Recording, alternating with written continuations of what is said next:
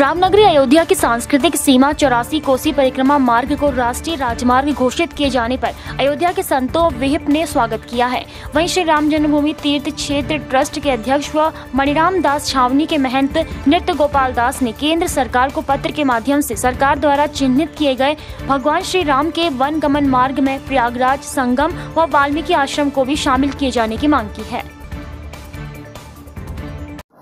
84 कोस परिक्रमा का तो बहुत बड़ा महत्व है और गडकरी जी ने तो 5 अप्रैल को ही दिल्ली में घोषणा कर दिया था सभा में। बहुत अच्छा है, सुंदर राजमार्ग बनेगा, क्या पूछना है। सभी लोग परिक्रमा करेंगे। यानि कानि च पापानि ज्ञाता ज्ञात कृतानि च। परिक्रमा से सारे पाप ताप नष्ट हो जाते हैं और अयोध्या की परिक्रमा होगी, यात्री आएंगे, अयोध्या का विकास होगा। इससे सुंदर और क्या होगा। संतों को नहीं, पूरे परिक्रमा करने वाले परम भक्तों को जो 84 कोस परिक्रमा करते हैं वो सबके सब आनंदित है, प्रसन्न है, क्योंकि जब राष्ट्रीय राजमार्ग के रूप में घोषित हो गया है तो अब उसका जो विस्तार है, उसका जो बनावट है वो ऐसा सुगमता से बनेगा जिससे लोगों को जाने की किसी प्रकार की कोई परेशानी नहीं होगी और सुगमता से चल कर के वो 84 कोस के परिक्रमा कर लेंगे और उस परिक्रमा करने से उनको बहुत ही आनंद आएगा, क्योंकि इस समय की जो मार्ग है वो 84 कोस का वो सही नहीं है। और जब 84 कोस के मार्ग राष्ट्रीय राजमार्ग घोषित हो गया है तो निश्चित है उसका विस्तार हो जाएगा, अच्छे ढंग से बन जाएगा।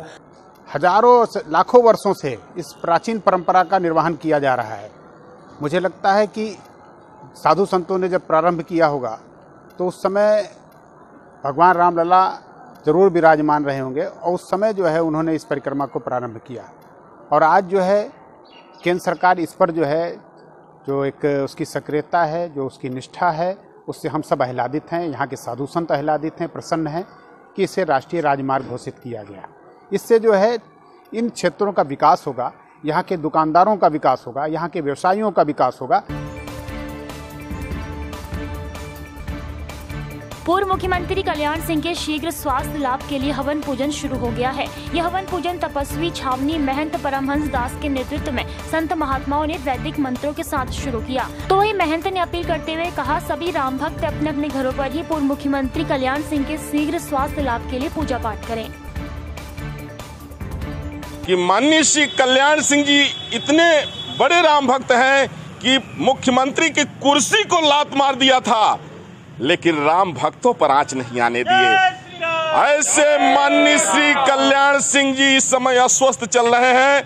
उनके शीघ्र स्वास्थ्य लाभ के लिए आज हमने जो है तो वैदिक मंत्रों के द्वारा, ऋचाओं के द्वारा, हनुमान जी के जो है तो दिव्य मंत्रों के द्वारा हमने आहुतियां दी और भगवान से प्रार्थना किया कि मर्यादा पुरुषोत्तम भगवान श्री राम लला का जो दिव्य भव्य राम मंदिर का निर्माण कार्य चल रहा है, इसमें अगर सबसे महत्वपूर्ण और सब सर्वाधिक अगर योगदान है तो वह माननीय श्री कल्याण सिंह जी का है।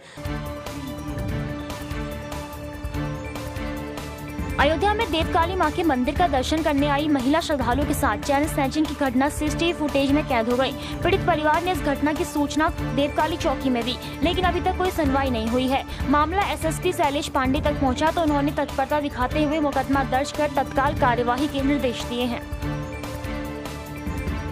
हम जो है पूरे परिवार से देवकाली दर्शन, बड़ी देवकाली जो है दर्शन करने गए थे और वहाँ पे जो है मेरी वाइफ का चैन जो है 3 औरतों ने काट लिया और उसके बाद में हमने प्रार्थना पत्र जो है थाना इंचार्ज जो है वो चौकी इंचार्ज को दिया और उसके बाद में वहाँ से कोई सुनवाई भी नहीं हुई तो हम कोतवाल साहब के पास आए।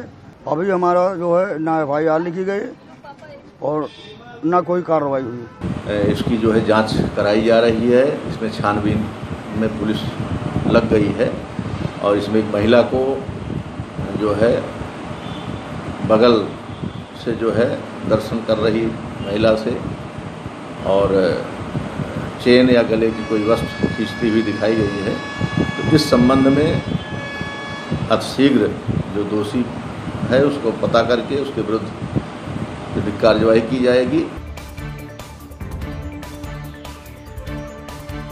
वृंदावन के परिक्रमा मार्ग स्थित तुलसी तपोवन आश्रम में प्रसिद्ध भागवताचार्य कौशिक महाराज के द्वारा भागवत का आयोजन किया जा रहा है, लेकिन वहां पर भक्तों के बैठने के लिए समुचित व्यवस्था नहीं है, न ही लोगों ने मास्क लगा रखा है। एक छोटी सी जगह में सैकड़ों लोग बैठे हुए हैं, जिससे कोरोना का खतरा साफ मंडरा रहा है। तो वहीं जब भागवत प्रवक्ता कौशिक महाराज से संबंध में पूछा गया तो उन्होंने अपने हाथ खड़े करते हुए कहा कि मैं क्या कर सकता हूँ। मैंने आज व्यासपीठ से बोला है कि कोरोना विदा नहीं हुआ है, बहुत बड़ी दिक्कत है, आप सब मास्क लगाइए। अब ऐसा मैं करने में असमर्थ था कि मैं सबके मुंह पर एक मास्क लगा देता। मेरी वीडियो आप सुनिए, मैंने बोला है कि नहीं, सुबह जो देखा गया था जिस हिसाब से भीड़ थी, और यदि मानो उसकी वजह से यदि उसमें कोई एक भी व्यक्ति संक्रमित होता हो, कितने लोगों को अपनी चपेट में लेता। नहीं तो उसके लिए फिर मैं कर क्या सकता हूँ, उसके लिए मैं ऐसा कुछ नहीं कर सकता। और ये सब जानकार लोग हैं, अनभिज्ञ तो लोग हैं नहीं, इन सबको पता है कि कोरोना चल रहा है, तो वो इस बात को खुद भी तो समझ सकते हैं। मथुरा में गुरु पूर्णिमा पर्व के मौके पर वृंदावन में उमड़ने वाली श्रद्धालुओं की भीड़ को देखते हुए प्रशासन द्वारा तैयारियों को अंतिम रूप दिया जा रहा है। गुरुवार को एसडीएम सदर आईएएस प्रशांत कुमार नागर, SP city Martand Prakash Singh, CO sir गौरव त्रिपाठी, सीओ एनपी सिंह द्वारा वृंदावन कोतवाली में बैठकर व्यवस्थाओं को लेकर मंथन किया गया, जिसमें वृंदावन में विशेष व्यवस्था लागू की गई है। इस बार पानी पैट की जो पार्किंग होती थी उसको न चला के हम लोग सारी ट्रैफिक जो एक्सप्रेस वे से आ रही है उसको लेके हम लोग आएंगे सौखुटा पे। वहाँ पे 3-4 पार्किंग है, दारूफ है, ITI है और एक नया जो बस चार्जिंग स्टेशन बना है वहाँ पे हम उन गाड़ियों को पार्क कराएंगे। वहाँ से वो लोग ई-रिक्शे द्वारा अपने आश्रमों की तरफ जाएंगे। इसी तरह मथुरा की तरफ से जो भी सवारियाँ और वाहन आएंगे उनको हम लोग मसानी से जब आगे आएंगे तो यहाँ पे ITI, पागल बाबा ये चौहान पार्किंग में पार्क कराएंगे और यहाँ से फिर वो पैदल जाएंगे।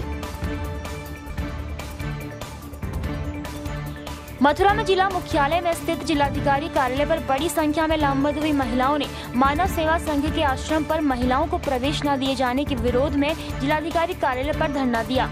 लामबंद महिलाओं का आरोप है कि उन्हें आश्रम में प्रवेश नहीं करने दिया जा रहा है। महिलाओं ने जिलाधिकारी से न्याय की गुहार लगाई है। तो वहीं पुलिस का कहना है कि मानव सेवा संघ के आश्रम को लेकर महिलाओं की समस्या है, जिसका शीघ्र निदान किया जाएगा।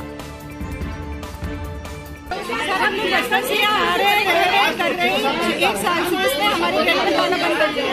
हमारा कोर्ट में जब इसने हमारे ऊपर केस डाल दिया स्वामी जी के संतुलन को लेकर। आश्रम का नाम क्या है? वहाँ क्या कह रहे हैं वो लोग?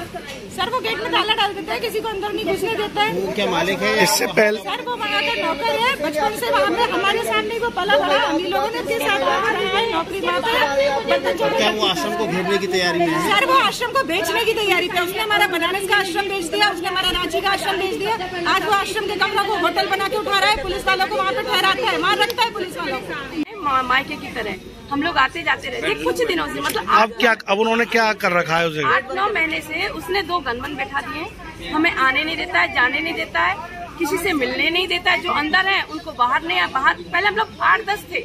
अब आपने इसकी शिकायत पहले भी अधिकारियों से की? क्या कर चुके हैं, उसके बाद में कोई हल नहीं निकला? नहीं सर, सब जा चुके हैं। अब ये आप जो अनावरण कर रही हैं वो कब तक चलेगा? जब सर अनिश्चित काल तक, जब तक न्याय नहीं मिलेगा सर, जब तक हम आवरण अनशन में बैठेंगे, चाहे हम मर जाए, चाहे ये जेल भेज दें। मानव सेवा संस्थान की कुछ महिलाएं हैं, इनकी कुछ समस्याएं हैं, इनको सुनकर इनकी समस्या का समाधान हम लोग कर रहे हैं। लगातार अधिकारियों से लगातार मिलती रही, लेकिन आज तक कोई सुनवाई नहीं, क्या कारण रहा? ऐसी कोई वो नहीं है, कुछ इनका आश्रम को लेकर विवाद है, उसको बातचीत से ही सुलझाया जा सकता है। बिजनौर में पुलिस को बड़ी सफलता हाथ लगी है। थाना कोतवाली शहर क्षेत्र के अंतर्गत मोहल्ला नई बस्ती चमरपेड़ा निवासी अतुल और थाना हल्दौर क्षेत्र के निवासी सूरज अभियुक्तों को चोरी की 10 मोटरसाइकिल और 2 नाजायज चाकू और 3,925 रुपए सहित थाना कोतवाली शहर पुलिस ने गिरफ्तार किया है। इनके पास मास्टर चाबी है, हाथ लगा करके मैरिज हॉल से, मॉल से, दुकान से चोरी करते हैं और सस्ते दामों में इसको बेचते हैं। 10 मोटरसाइकिलों में से 3 मोटरसाइकिल कोतवाली सिटी कनेक्ट हुई है, 7 मोटरसाइकिलों को कनेक्ट करना है। इनको PCR पर दे करके अन्य मोटरसाइकिलें कहाँ पर उन्होंने बेचा है और कहाँ पर एक छिपा रखे हैं, जिसकी बरामदगी की कार्रवाई कराई गई। यह गैंग अंतर जनपदी गैंग है। इनके कुछ अन्य साथी हैं, उन्हें भी गिरफ्तार किया जाना है। यूपी के डिप्टी सीएम केशव मौर्य अपने गृह जनपद कौशाम्बी पहुंचे। डिप्टी सीएम का कार्यकर्ताओं ने जगह जगह जोरदार स्वागत किया। डिप्टी सीएम ने सबसे पहले सैयद सरावा पहुंचकर रेलवे ओवरब्रिज का शिलान्यास किया और चायल क्षेत्र में बनाई गई सड़कों का लोकार्पण किया। इस दौरान डिप्टी सीएम ने सपा मुखिया पूर्व मुख्यमंत्री अखिलेश यादव पर तंज कसते हुए कहा कि उन्होंने 2014, 17 और 2019 में भी जीत के दावे किए थे, लेकिन उनके दावे फेल हो गए हैं। वो तुष्टीकरण का रास्ता अपनाते हैं, गुंडागर्दी का रास्ता अपनाते हैं और हम विकास की बात करते हैं और गरीब कल्याण की योजना बनाते हैं। जनपद के अंदर जो नगरीय क्षेत्रों में हमारे आरओबीज बने हुए हैं, उसमें व्यू कटर, जिससे व्यू कटर माने एक दीवार टाइप की खड़ी करेंगे, जिससे लोगों के घर की प्राइवेसी ना भंग हो, प्लस उसमें लाइट भी जले, इसकी भी ग्राम सभा के साथ व्यवस्था करके करवाएं। सीए को लेकर के या एनआरसी को लेकर के केवल विपक्ष माननीय नरेंद्र मोदी जी के नेतृत्व में गरीब कल्याण के लिए, देश के विकास के लिए, देश को शक्तिशाली बनाने के लिए जो सरकार चला रही है, या इनको बर्दाश्त नहीं हो रहा है।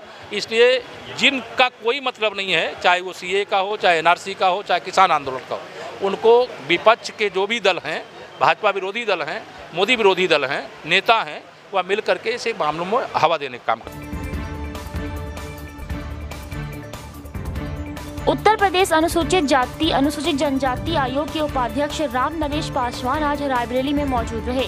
उन्होंने कई मामलों की सुनवाई भी की, जिसमें 22 मामलों का निस्तारण करवाया गया है। तो वहीं डॉक्टर पंकज कुमार को एक एप्लीकेशन पर जेल भेजने के मामले में उन्होंने कहा, प्रशासन को निर्देश दिए गए हैं कि पीड़ित को न्याय मिले, किसी भी मामले की जाँच के बिना कार्यवाही न हो, इसके लिए पुलिस पूरा ध्यान रखे।